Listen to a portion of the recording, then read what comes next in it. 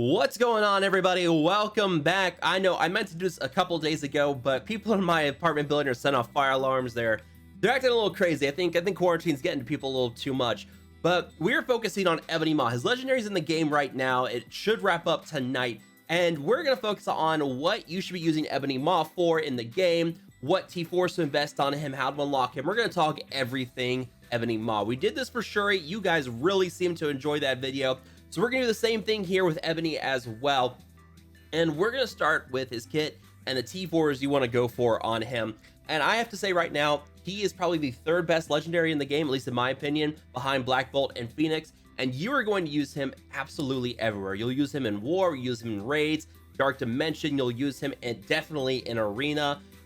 He's just a fantastic character. He's a direct counter to Phoenix, and we'll talk about that with arena too. But he was made to be a direct counter to Phoenix. He really brings your Black Order up to speed and makes Black Order like the team for everything. So if you are focusing on T4s for Ebony Maw, the first one I recommend you go for is going to be on his special, because this gives himself and all allies, not just Black Order, all allies defense up. This is a big deal. It's for 2 turns, and already on level 4, on rank 6 of his ability, it's offense down to enemies for 2 turns.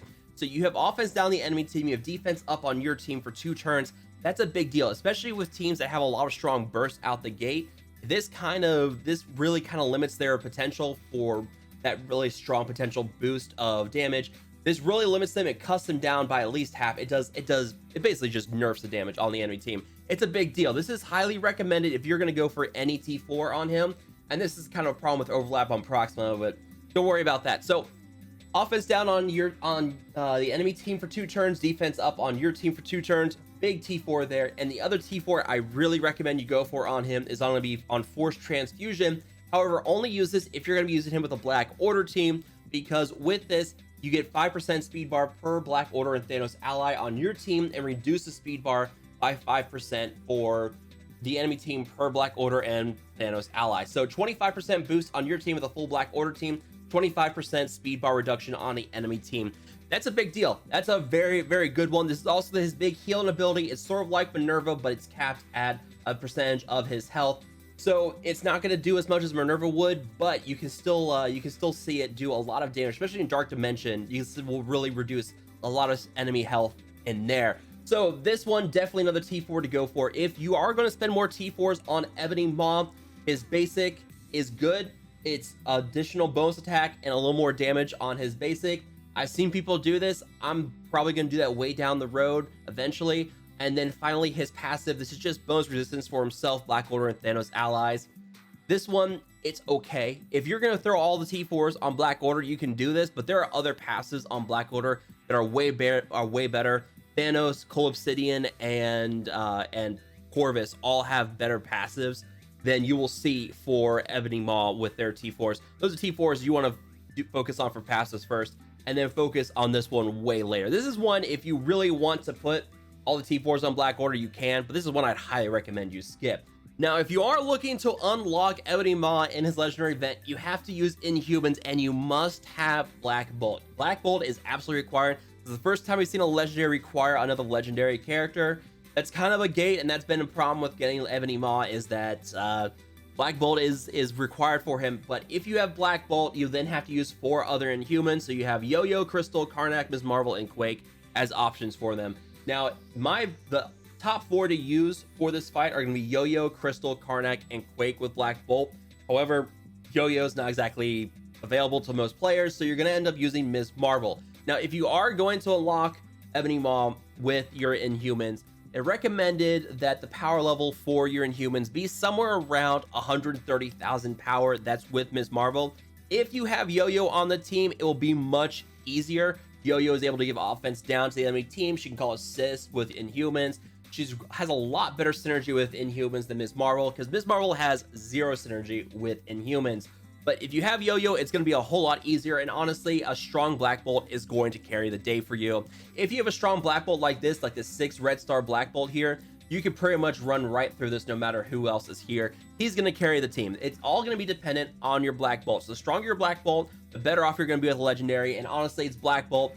You're going to be investing in him anyways. There's no reason to not invest in him. He's just that great. He's one of the better legendaries than Ebony Maw, so you're going to be investing in Black Bolt. Now, if you are going to be using them, recommend about 130,000 power if you don't have Yo-Yo. And then if you want to go for a 7-star unlock, I believe the recommendation for that is about 270,000 power, 300,000 power. It's going to be a lot tougher. That 7-star unlock for Ebony is going to be quite a bit more difficult. Again, if you have Yo-Yo, it should be more manageable, but that was without Yo-Yo, and that was with the other 4 Inhumans. So if you have Yo-Yo, it's going to be great. If you don't, it's going to be quite a bit more difficult.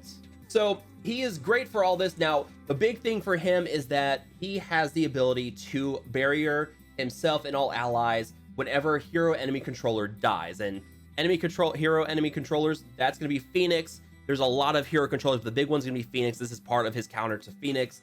You know, the barrier, and then applying ability block to all hero controller allies if he gets charged, which he gains when a hero controller dies. So Phoenix dies, she comes back to life, he gets charged, he puts ability block on Phoenix, and then that prevents her from using her special to steal health for that first turn. It really limits Phoenix. It's a big counter to her. We'll talk about that with Arena, and let's just talk about Arena right now. So in Arena, I'm running a full Black Order team. This is the premier team to be using in Arena.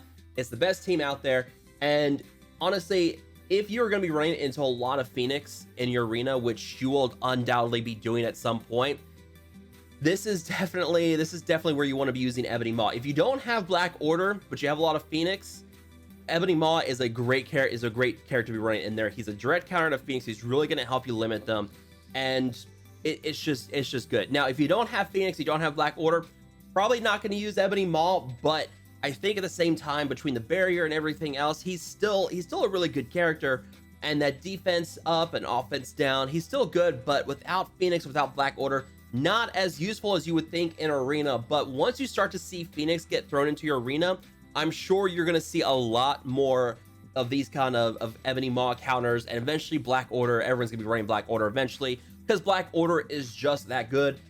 Ebony Maw, fantastic character for Arena. I think its train is about to blow its whistle outside. We'll see here in a second.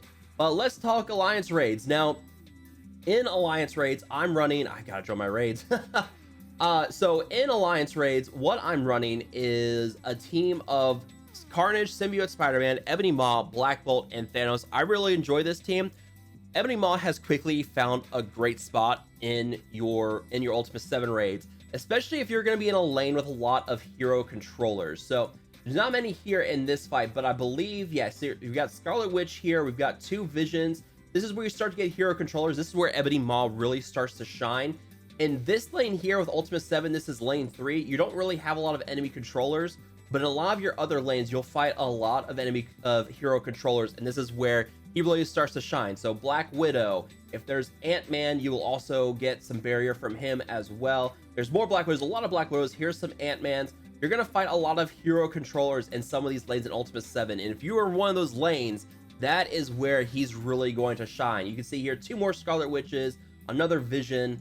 And yeah, anytime you can find those, you're going to be great. So yeah, Black Widow, Ant-Man. If you have Scarlet Witch, if you have Vision, any kind of prominent hero controller you're going to find in there. I believe Hawkeye is in here too, and Hawkeye's another hero controller. It's great for that. Also, I believe Storm's a hero controller if you run to Storm somewhere in raids, but you'll find her more in Arena or Alliance War. But yeah, Ebony Maw is a great character to run into your raids, especially if you're running into a lot of hero controllers. That barrier and the ability block is huge. The healing, the defense up, offense down, it makes him work great there, and especially with that team with Thanos, because when he's paired with Thanos, he automatically gives Thanos several buffs at the start of the fight. He gives him death proof, immunity, and regeneration for 2 turns. Like, that's a big deal. That's a pretty big buff to be putting on your Thanos at the start of the fight. And also, he is able to give Thanos a bunch of bonus speed bar at the start of the fight because he's paired with him. Thanos gets 25% just by being paired with Ebony Maw, and that's when you throw him with the whole Black Order team. That's when you have Thanos take his first turn because he has 100% speed bar. So yeah, Ebony Maw paired with Thanos, that's what I run. I throw in 2 Symbiotes and I throw in Black Bolt, and I cruise through most of it. I get caught up on a note or 2, but that's the one I usually run in Ultimate 7 and have no problems with it. Now, moving on to Dark Dimension. you're going to use Ebony Maw in Dark Dimension. There's no two ways about that. You're going to get to these cosmic nodes eventually, and Ebony Maw just shines there. You can see right now we got 3 storms. We have a Phoenix right here. That's 4 enemy controllers. Also Star-Lord, another hero controller. So you're gonna fight a lot of these hero controllers in these cosmic nodes, which means that you're gonna get a lot of barrier, a lot of charge, a lot of ability block with Ebony Maw. That's a big deal. That barrier in Dark Dimension 3 is very important. Your enemies in DD3 hit very hard.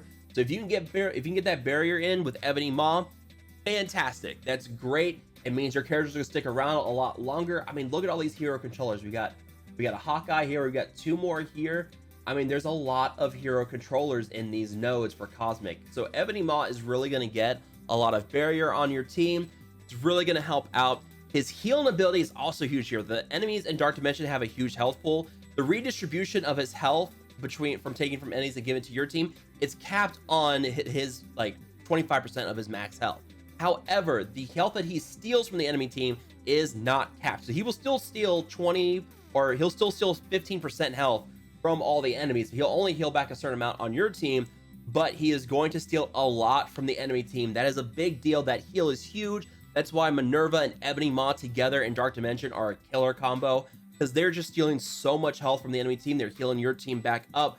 Fantastic combo with those two, Ebony Maw and Minerva. Great for that. But yeah, in Cosmic and then in your first 4 nodes, you're going to end up using him quite a bit. I did not have Ebony Maw at this point, I believe. I don't think I ran him here.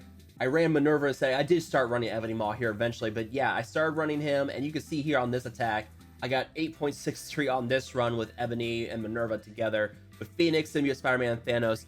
That was a pretty good run. Did a lot of damage on that one, and then yeah, I just start using Ebony Maw a lot more often, kind of pairing it with cooldowns and whatever else. And yeah, I just started using Ebony Maw a lot. You're gonna use him quite a bit in Dark Dimension 3. Those first 4 nodes, you'll use him in Cosmic. He's gonna be very useful there. Highly recommend you use him. And then finally, we have Alliance War. Now, I'm working on a video of the top teams to be using for offense Alliance War. Black Order is definitely going to be on that list. And yeah, again, if you have Black Order, you have one of the best teams in the game. Ebony Maw is pretty much going to fill out that team. Thanos is relatively easy to get. We can't farm Coal Obsidian, Proxima, or Corvus Glaive yet, but a lot of people are waiting for Ebony to come back with his legendary before they could get their Black Order team started up and running. And now that they've got him and now they're going to be able to use him, they're going to be using Black Order. Black Order is a strong offensive team. They can counter pretty much anything in Alliance War. They are also a very strong defensive team. They are an absolute monster on defense. We've actually got one here that someone must have beaten recently, but yeah, here we go. Someone managed to use an Inhuman team here to beat this sort of like the pseudo Black Order team. If you're trying to run this, it's going to be an easy punch. It's going to be an easy punch across or punch up. You can see we just have Thanos and Ebony, and then you got like Minerva and some Kree. Not really strong. You've got to really run a Black Order team. That's one of the big drawbacks, is trying to run that Black Order team. If you don't have that full Black Order team, it's not going to work as well. It's still very easily counterable. You got to have the full team, otherwise Thanos doesn't get his new kit with the new buffs and everything. So you've got to run the full team. So Ebony is the final piece of the puzzle for your Black Order teams if you are waiting on him. He's very good. You're going to use him absolutely everywhere. You use him in Arena, especially if to counter Phoenix, or you're running a Black Order team. You'll even use him in Blitz. He's great for Blitz. You'll use him in Dark Dimension 3. You'll use him in Raids. You're going to use him everywhere. He's one of the best characters in the game. I definitely think that he's one of the best characters. He's one of my favorite characters, one of the top legendary characters in the game. So let me know down below, what do you guys think about Ebony Maw? Did you guys unlock him? Do you guys using him? Do you guys enjoy him? Let me know down below. But as always, if you guys did enjoy this video, make sure to hit that like button, share, and subscribe. And I will see you guys on the next video.